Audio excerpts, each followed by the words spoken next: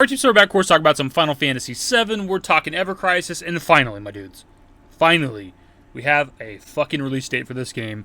After almost 2.5 years, right? The game was revealed like February 2021, and we're goddamn August 2023. But finally, they gave us a release date. They were randomly like dropping a bunch of shit on Twitter last night, and we're probably going to talk about it anyways, just to have some Ever Crisis content. Like, they were first tweeting out the results from the closed beta test survey.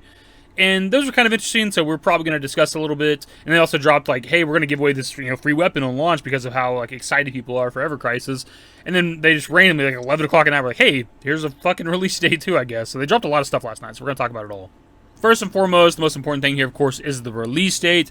It is September 7th, so we're just under a month from this game releasing. This actually falls in line with the kind of release windows that we've seemed to have in the past, because last year, like, the president of, like, Cyber Agent or whatever was kind of alluding to the game was supposed to release, like, last September, like, within their fiscal year, which their fiscal year ends in September, and that didn't happen. And we're kind of getting that here recently, too, and it seems to be true, right? Now the game is dropping in September. Somebody also pointed out on Twitter that I'd seen that September 7th is actually the North American anniversary for Final Fantasy VII.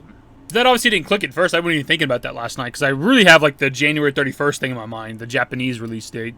But I do want to say, like, we see them hitting a particular anniversary, and this, I'm not saying this adds any credibility to Rebirth dropping on, January 31st or whatever, 2024, but still, we see them wanting to hit an anniversary with Ever Crisis, so who's to say they won't do the same with Rebirth?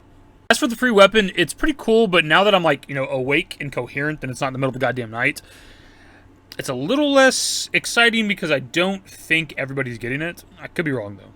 So they dropped this tweet that says, CBT report additional rewards announcement due to the high praise for the FF7 Ever Crisis original story, Final Fantasy VII The First Soldier, will be giving away a Glen exclusive weapon, 5-star Apology in Hell upon release. But if you actually look at the picture, it says, thank you for participating in the closed beta test. So I don't know if everybody's getting this, or if it's just the people that were in the closed beta test. That's where I'm not, like, 100% sure, because they're thanking people for playing the closed beta test, but is it just for those people, or are they just in general thanking people for participating in the closed beta test, and everybody's getting the weapon? I'm not sure. I know data's not carrying over from the closed beta test to the full game, like, you're not getting to transfer your progress or whatever the fuck, so I don't even know if they could individually, specifically give the weapon to those people, because there's no... unless they kept track of everybody that was in the closed beta, I'm not sure. So it might be for everybody, but anyway, cool. If we can all get it, it's a 5-star weapon. I'm assuming that's, like, the best quality weapon. And it's for Glen, which is the, first soldier character. So that's kind of cool. Glen exclusive weapon. Now onto the closed beta test survey results. We're going to kind of go over these quickly and focus on, like, the important stats here. But the first one is, please select a rating that represents your overall satisfaction with the test game. And 87% of people gave it a 4 or 5 star. Would you like to play this game when the full version is released? Please choose an answer that applies to you. 90% of people gave it either a definitely want to play or want to play, and, like, the definitely want to play is 78% alone. Like, it's overwhelming majority of people who want to play this game when it finally releases. Responses regarding story and dungeon content, were you able to enjoy the entire story? 97% of people either enjoyed it or somewhat enjoyed it, and again, the overwhelming majority is enjoyed. Did you enjoy the dungeon exploration parts of the story where the players walk around the field and collect items? You had 94% either enjoyed or somewhat enjoyed. Obviously, somewhat enjoyed is a little bit in the middle there, but still you got 63% of people who actually did enjoy the dungeons. And last of the graphs here, we have responses regarding battle. Were you able to enjoy the battle? And again, you have an overwhelming majority. 96% of the people either enjoyed or somewhat enjoyed the combat of the game. As you can see with, like, the survey, at least the people that played the closed beta test and participated in the survey, it's all positivity, right? There's very, like, tiny bits of negativity. There's, like, 1% of people that are like, this game is bad. I don't like the combat or whatever the fuck, right? It's so low. So it seems like it's a pretty good mobile game. I do also have on this, like, survey results thing, like, overall comments from the players, some comments from the dev team, and some of the changes they're going to make to, like, the full release of the game. So we're going to read over those really quickly as well. So here we have the overall comments from the players. Impressive graphics for a mobile game, able to fully feel the FF7-like world/atmosphere. Favorable that players can enjoy the FF7 series stories. Great music, small buttons and text results in poor user experience in navigating menus. Not enough enhancement materials and stamina makes it hard to enjoy gameplay. So here we have the comments from the development team. The first couple, like, sentences or whatever are stuff we've already discussed. We'll move on to the important shit. We'd like to mention the following feedback and comments that were received from many players. The menu is not easy to use, not enough enhancement materials and stamina. First, we'll improve the lack of enhancement materials and stamina by removing the limit on the number of times stamina tonics can be used so that players can enjoy the game more easily.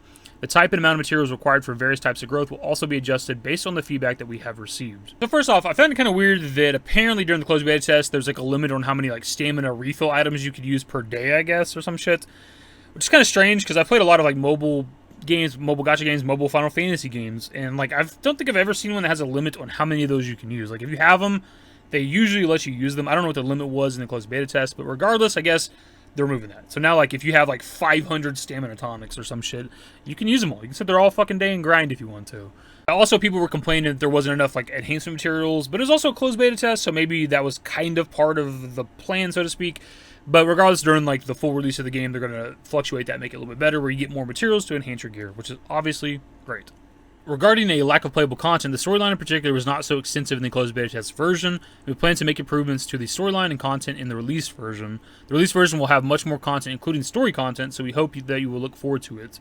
We are working to fix the problems that we have identified before release. We'll continue to work on and refine this game that you've all been looking forward to, and we hope that you will enjoy playing it upon release. As for the lack of playable content with the closed beta test, I obviously don't know exactly what that means because I didn't play it myself, but they're talking about, like, at least the devs are talking about the lack of, like, story content in the closed beta test, but that's fine. It's a closed beta test, like, they're just testing the game out. And they did, like, add, like, an additional chapter, right? They gave, like, chapter 2, I think, for FF7.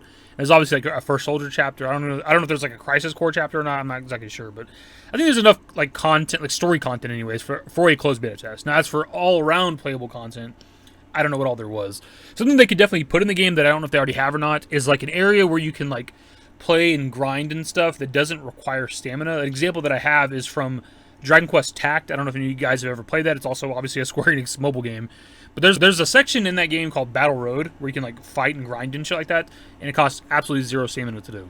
This is actually something that kept me playing Dragon Quest Tact longer than I probably would have back when I was like really into the game, because it's something that once you run out of stamina, you can come over here and grind, and you get characters out of it, you get like weapons, gear, things like that. Like it was definitely worth like putting your time into and invest. I'm not sure if Ever Crisis has something like that already. There might be areas in the game and the full release that don't require stamina, but regardless, if they don't have that, they'd need something like that. It'd be kind of cool, because even something like Brave Exvius, which I haven't played in a while, but it's a game I've played off and on for years. Again, another Square Enix mobile game.